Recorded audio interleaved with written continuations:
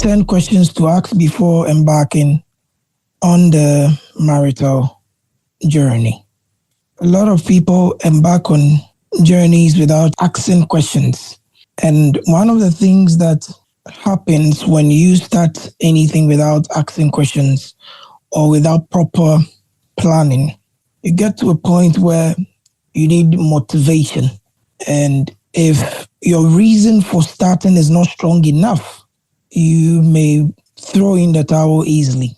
And for those who are already on the journey, I believe that this will serve as a map for your journey and will help you navigate if I should say, sail through the journey of life with some sort of assurance and some sort of information that would help you. So dating is sweeter by default. Dating is a sweet experience because you don't live with the person and there is no commitment by law and by God. You are free to leave at any time and come in. So dating is sweeter by default. You only meet the person when you are in very good mood, or anytime you are meeting the person, you are meeting the person with some sort of excitement. So dating is sweeter by default, but marriage will be sweet by effort. So a lot of people leave the dating scene, enter into marriage, and they expect the same kind of happiness, but it doesn't happen because dating is sweet by default. Marriage will be sweet by effort. So it may not necessarily come naturally when you're married, like how you were in high spirits when you were dating. So one of the most abused statements in this world is the statement, I love you. A lot of people have abused this statement over the years because it's a statement that sends some tickle to the heart or some tingling to the emotions. But for me, I believe that the statement, I love you, is an informal application for a formal and sacred job that sometimes seems too much to bear, especially when excitement dries up and responsibilities set in. One of the things that I want you to leave this meeting with is that John 3:16 was written after Jesus died. I'll repeat it 3 times. John 3:16, for God so loved the world, was written after Jesus died and resurrected and ascended. I repeat it for the last time. John 3:16 was written after Jesus had died, resurrected, and ascended. Why is that? Because the only way to prove love is by sacrifice. So if God so loved the world and he sent his only begotten son, it's a nice thing, but it is not enough evidence. Will he die? Yes, he will. Okay, let him die so that we see. So he died and he resurrected. Then that is love. Why? Because love must go through sacrifice. Love must go through pain. Any love that has not gone through pain cannot be trusted. So I love you and I pick you up and we go have dinner in a nice place. We go to Dubai and it's not love. I love you is when after all these nice things, I am bedridden for 10 years and you are there at the hospital for 10 years. Yes, that's love. Oh, but Pastor, nobody has done that for me. Then you have not met love. I love you is when something is done out of pain. But Pastor, is pain the only measurement for love? Yes. You should read the Bible. The only measurement for love is pain. There is no other measurement. Take your time and go through the whole Bible. You see, before I come for meetings like this, I comb the Bible. And when I say I comb the Bible, I comb from Genesis to Revelation. Then I check FAQs on topics, frequently asked questions on topics, answer them before I come out to say I'm preaching on this. And I'm telling you, by evidence from scripture, the only proof of love in the Bible is pain. There is no other proof. The first time love was mentioned in the Bible, the first time, it was when Abraham was told to go and sacrifice his son, which means that even during the time of Adam and Eve, love wasn't mentioned. The first time love was mentioned in the Bible, it was associated to pain. The only way people can prove love is pain. This is why when two people say they are in love, I was asking myself a question.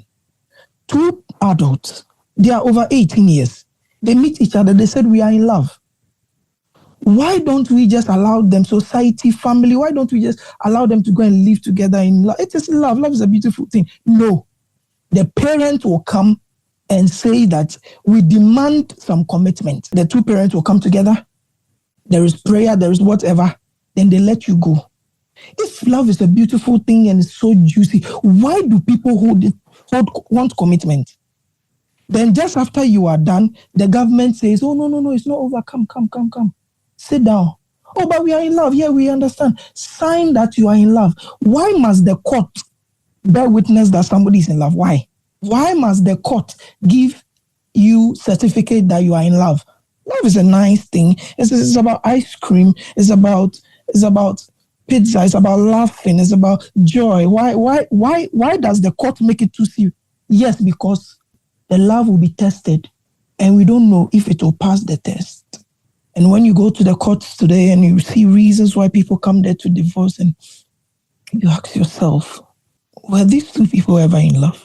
Did they understand what love meant before they? The only litmus test for love is pain. And these are 10 questions. It's okay if you don't believe it, but that is what it is. And every love will be tested. It will not be tested in good times. It will be tested with bad times, tested with pain. And we will know. So the first question you ask is, are we both genuinely born again? And is Jesus Christ the active Lord over our individual lives? Genuinely born again. Genuinely. And you must ask this question because, you see, you cannot agree on the purpose of a godly institution if you do not know the author of the institution. A marriage cannot be built on the rock if one person is still building on the sand of the world. It can't. The second question you must ask is a question of purpose. Why does God want us to be married? What specific kingdom mission will we accomplish together that we cannot accomplish apart? There should be a purpose. Why? Why does God want you to do together? What does he want you to do? So you see, if you are not genuinely born again, this question will not make sense to you. It will not. So the questions have been arranged in its ascendancy. Now, what specific kingdom mission will we accomplish together that we cannot accomplish apart? The mission of the Apostle Paul could be accomplished alone. So he didn't need a wife. And he did well, according to the grace of God. And according to the measure of God, he did very well. And why does this question matter? Because purpose is the greatest motivation. You see, if you agree on the destination, you will not give up when the road gets rough. There are a lot of people who wake up and they ask themselves, why am I leaving? There are a lot of people who have made millions and they ask themselves this question of purpose. Why am I alive? Sometimes you would not even understand how somebody has a whole lot of money and he will commit suicide. Why? It's the question of purpose. You see, God created us to malfunction without him. So, you see, purpose is the greatest motivation. If you agree on the destination, you will not give up when the road gets rough. And this is the agreement that Amos chapter 3 verse 3 demands, that If two agree on a thing, can two agree on a thing? The question of purpose. Question number 3 is the question of headship and submission. That do we understand and accept the biblical roles of husband as a sacrificial leader and wife as a fruitful helper? It is leadership by sacrifice, sacrificing comfort.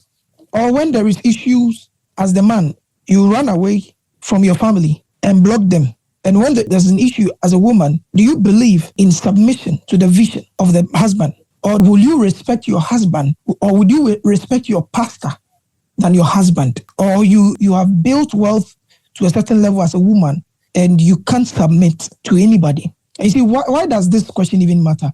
Because you see, God's way brings godly benefits. And if the husband refuses to lead or the wife refuses to honor that leadership, the house is divided before it is even built. So you have homes where the mother has influenced the children against the father, or where the father has influenced the children against the mother.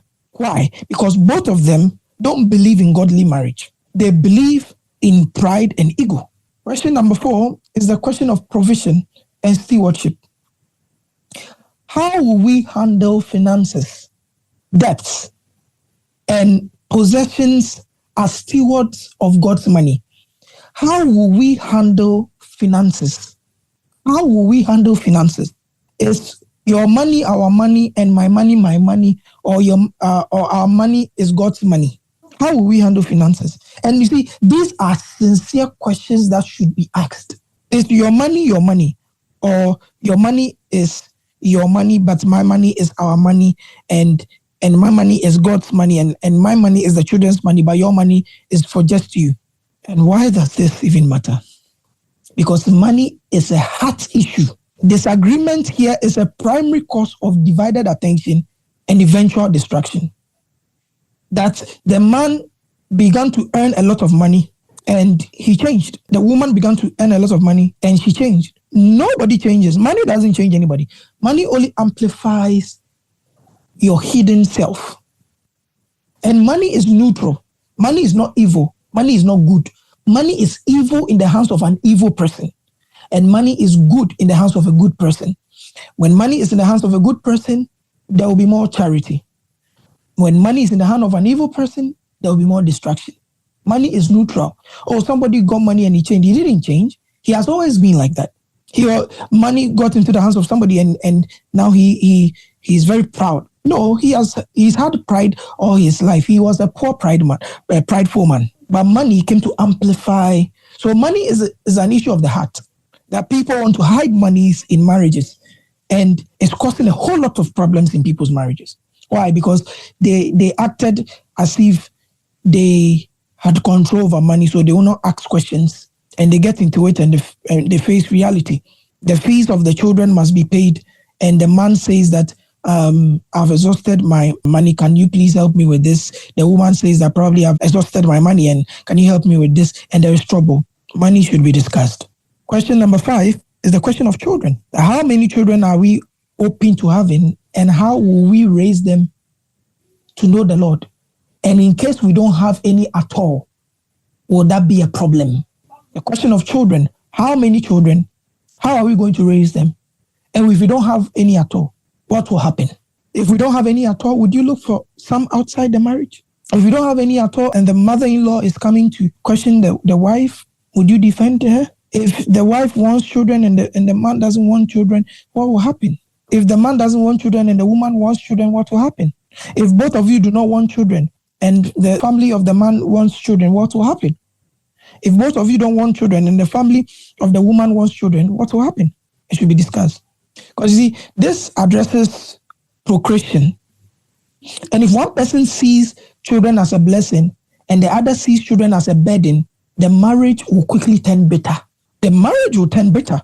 Because one person sees children as an adulterous task, it will turn, the marriage will be very bitter. So someone doesn't want it, someone wants it, there should be an agreement. The question number 6 is the question of physical intimacy. How will we guard the marriage bed, and keep it pure, ensuring that the pleasure is pursued in a way that honors God? Are we both on the same page when we talk of intimacy? or you want to probably do something else. How do you see it? And you see, this question addresses the aspect of pleasure. Some people have been traumatized and they want to carry the same trauma into marriage. Some people are not straight, but then they want to marry for the sake of how people will see them. And when they enter into the marriage, then they begin to do whatever thing they want to do. Some people do not believe in the marriage between male and female, but they'll still get married to a male or they'll still get married to a female and will still do their things. Are we on the same page when it comes to that aspect?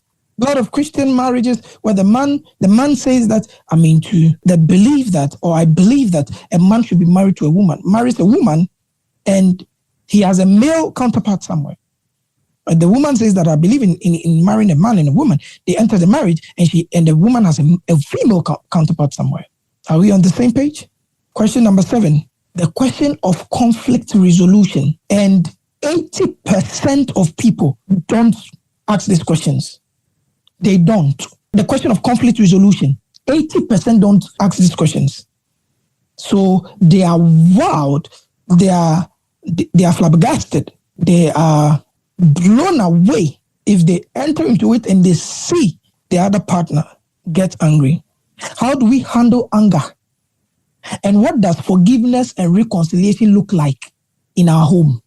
You see, why this matters is that, you see, the winds will blow. If you do not know how to forgive, your house will crumble. Can you apologize?